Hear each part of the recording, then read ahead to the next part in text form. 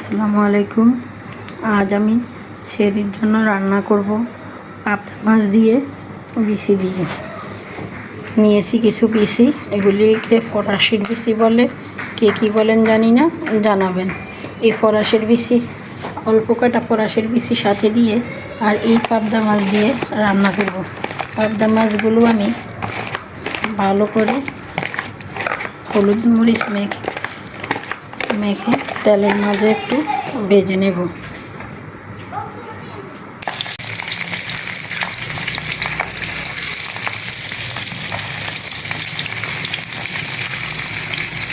পাবদা মাছগুলো আমি লাল করে ভেজে নেব।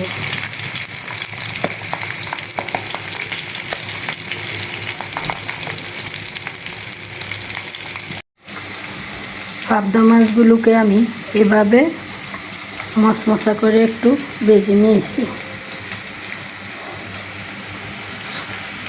কড়াইতে তেল বসিয়ে নিয়েছি।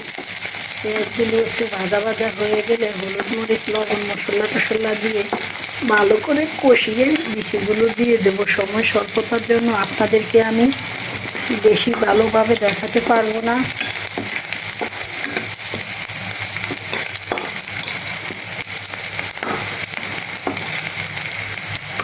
এবার আমি এর মাঝে একটু মশলা দিয়ে দেব। আসলে আমরা সবাই রান্না করি কম বেশ, কেউ হয়তো এটা আগে দেই, কেউ পরে দেই, এভাবেই রান্না করি। কিন্তু কিছু কিছু রান্নাগুলি দেখলে খেতে খুবই ইচ্ছে হয়, আবার কিছু রান্না দেখলে একেবারেই ভালো লাগে না। ওই এক একজনের রান্নার ধরন এক এক রকম।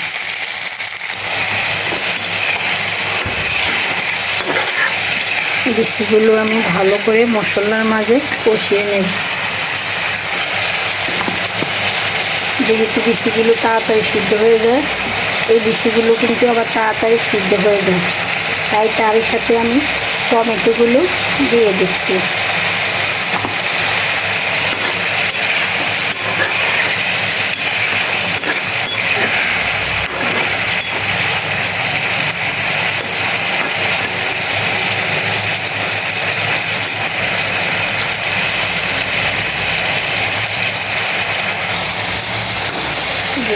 বিচিগুলো আমি টমেটো দিয়ে ভালোভাবে মশলার মাঝে কষিয়ে নিচ্ছি। এবার আমি পরিমাণ মতো পানি দিয়ে নেব। পানি দিয়ে দেব, বেশি পানি দেব না, কারণ পাবদা মাছ ভাজা ভাজার মতো রান্না করব।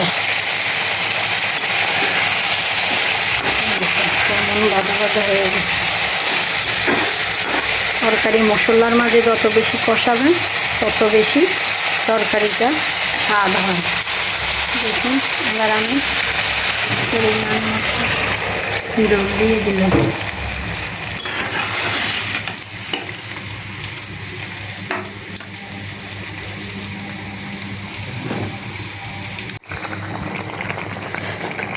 উপর দিয়ে দেব কিছু কাঁচামরিচ।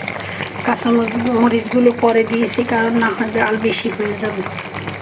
কাঁচামরিচ গলে জাল বেশি হয়ে যাবে, তাই কাঁচামরিচগুলো পরে দিয়ে দিয়েছি। এবার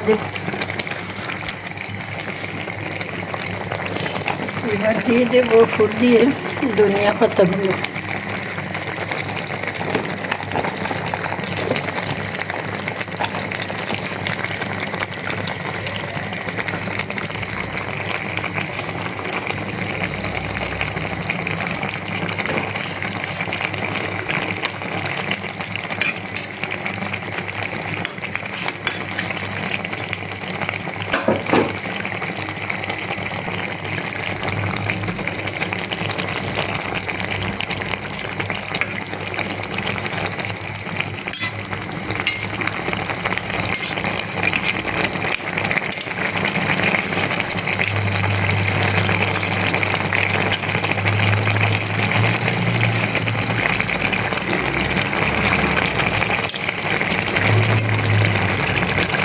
দেখুন কেমন হয়েছে আমার পাবদা মাছের বিচি দিয়ে পাবদা মাছ রান্না।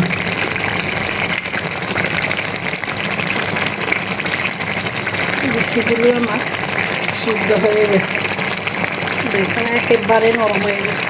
আর বেশি নরম করবো না, তাহলে একদম গলে যাবে। রাখি, আল্লাহ হাফেজ।